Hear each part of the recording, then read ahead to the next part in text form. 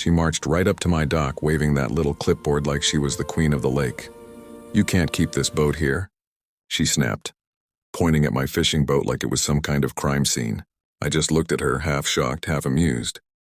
"You mean my boat? On my lake?" I asked calmly. She rolled her eyes. "This lake belongs to the community, sir. HOA rules clearly state..." Oh, and I stopped her right there. "Which HOA rulebook?" I asked, stepping closer. She froze for a second, clearly not expecting me to challenge her. "The one we enforce," she stammered. I almost laughed. She had no idea what she'd just walked into. Karen, yeah, that's what everyone called her, was the self-appointed president of our neighborhood HOA. No one had actually elected her, but that never stopped her from acting like a sheriff in a sundress. She'd fined people for having ugly mailboxes, threatened old Mr. Davis for hanging an American flag, and even made a young couple repaint their house because she didn't like the shade of blue. But now she'd made her biggest mistake yet, messing with my boat. She didn't know the lake wasn't part of the neighborhood's property. It was mine. My grandfather bought it 50 years ago. Every inch of it, every fish in it, every drop of water that touched the shore. But I didn't tell her that, not yet. Instead, I watched her take pictures of my boat, pretending she was building a legal case. She even slapped a bright orange HOA violation notice right on the hull. I bit my tongue to keep from laughing. The bold letters read, "Fine, $500, unauthorized use of community lake." Community lake? Oh, this was going to be good. Later that evening, as the sun dipped below the trees, I saw her and her little HOA crew setting up a sign near the dock that said, "Fishing for residents only. HOA permission required." I watched from my porch, sipping coffee, barely holding in my grin. She had no clue what was coming, because by morning, every single one of them, the whole HOA board, would find out the truth the hard way. After all, they'd just find the owner of the lake. The next morning, I was sitting on my porch when I heard shouting near the dock. Karen and her 2 HOA sidekicks were arguing with a group of neighbors who had come to fish. Apparently, Karen had already started enforcing her new fishing rules. One of the guys, Tom, looked frustrated. "I've been fishing here for 10 years, Karen. You can't just ban us overnight," he snapped. Karen puffed up like a peacock. "This is private community property," she barked. "And if you don't have an HOA fishing permit, I can have you fined or banned." I stood up slowly and walked down the path toward them, keeping my tone casual. "Everything all right here?" I asked. Karen turned, flashing that fake smile she always used before delivering bad news. "Mr. Jackson, good morning. Just taking care of some rule enforcement. Your boat is still parked illegally, by the way. Expect another fine notice soon." "Oh, really?" I said with a smirk. "And what makes it illegal exactly?" She flipped through her clipboard like it was a law book. "Because this lake," she said confidently, "is HOA property. It's clearly written in our updated guidelines." "Interesting," I said, leaning in a little. "Mind showing me that section?" She hesitated, eyes flicking over the papers. "Well, it's under community land regulations." I pulled my phone from my pocket, opened the land registry app, and tapped a few times. "You might want to double-check that," I said quietly, then turned the screen toward her. Her smile froze. On my screen was the property record, my family name, Jackson, printed in bold. Owner, Jackson Family Estate, private lake property. Karen blinked. This must be a mistake." I shook my head.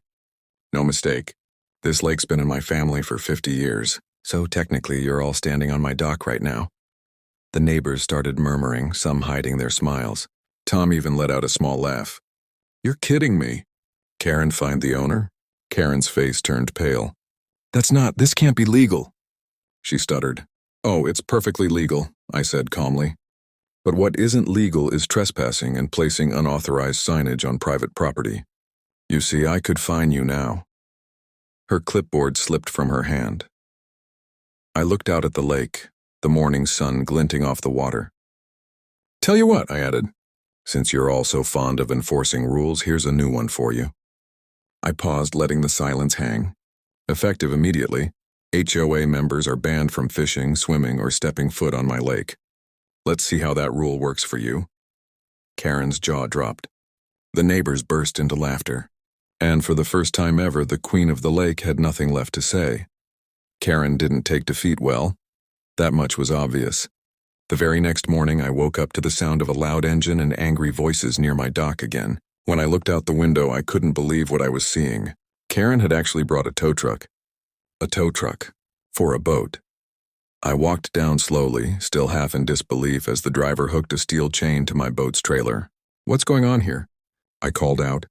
Karen turned, wearing sunglasses like she was on some kind of power trip. "You were given multiple violation notices, Mr. Jackson," she said in that smug voice. "Since you failed to comply, we're impounding your property." "Impounding my property?" I repeated, barely holding in a laugh. "Karen, you can't even spell impound."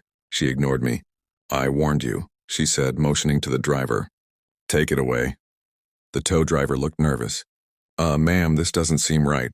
"You sure this is HOA property?" Karen's tone sharpened. "Do as you're told." "The HOA has authority over the entire lake area." I stepped closer.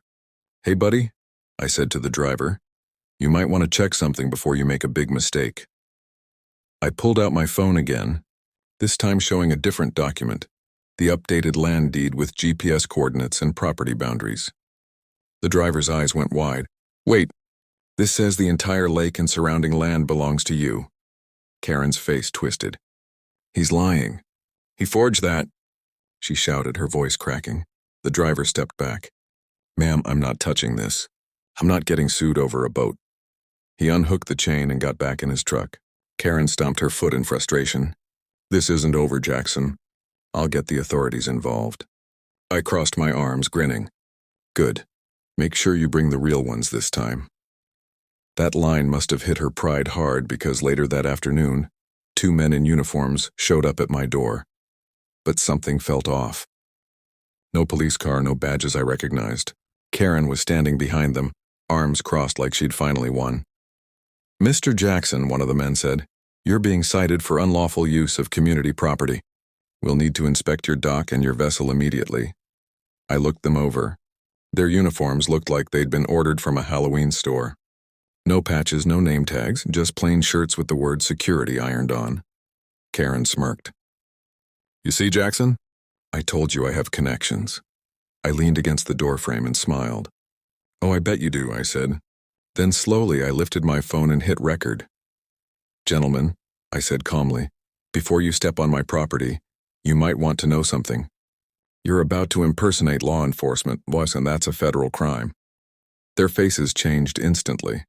Karen's smile vanished.